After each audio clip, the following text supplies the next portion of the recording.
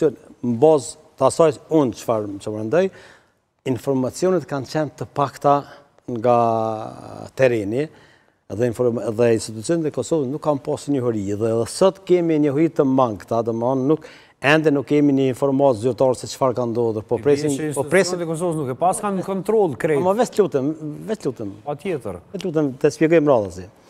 Dhe ende nuk kemi një informatë zyrtarë, janë në grumbullim të informacioneve. Nuk duhet harruar kron se rasti si rast ka qenë i përgatitur në mënyrë profesionale. Shtrohet pyetja pse. Mos pari mjalti personi që do pra e keni fjalën për inskenimin. Gjithçka ju skenua. Gjithçka ka qenë planifikuar në rrëmbimin e Milan Vukashinovicit.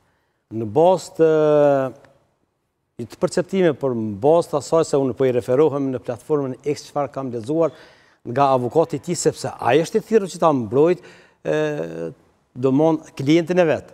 Dhe jo rastisht që i parashtron disa pyetje pra institutët së Serbisë.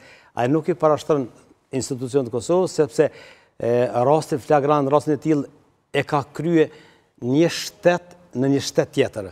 Pra Serbia në farë forme ka kryer agresion. Po kjo i bie që nuk mund të marrin përgjegjësi institucionet e Kosovës për agresionin e Serbisë brenda shtetit tonë? E tash, këtë është pyetje shumë me vend. Secilën pyetje që po e bën me vend. Nuk duhet harruar se sovranitetin dhe integritetin territorial të Republikës Kosovës e ka të mandatuar me rezolutën 1244 dhe marrëveshjen e Kumanovës e ka KFOR-i. Pra, KFOR-i është i detyruar që ta ruajë tërësinë toksore dhe ajrore. Dhe në bazë këtyre dy elemente që përmenda, 1244 dhe marrëveshjen e Kumanovës. Përveç kësaj, unë mendoj që tash kjo marrëveshja që forca sigurisë të Kosovës... Por, Islami, pse KFOR-i lihet përgjegjës kur dështojmë ta mbrojmë sovranitetin e kur e shtrojmë sovranitetin atje, i marrim meritat ne?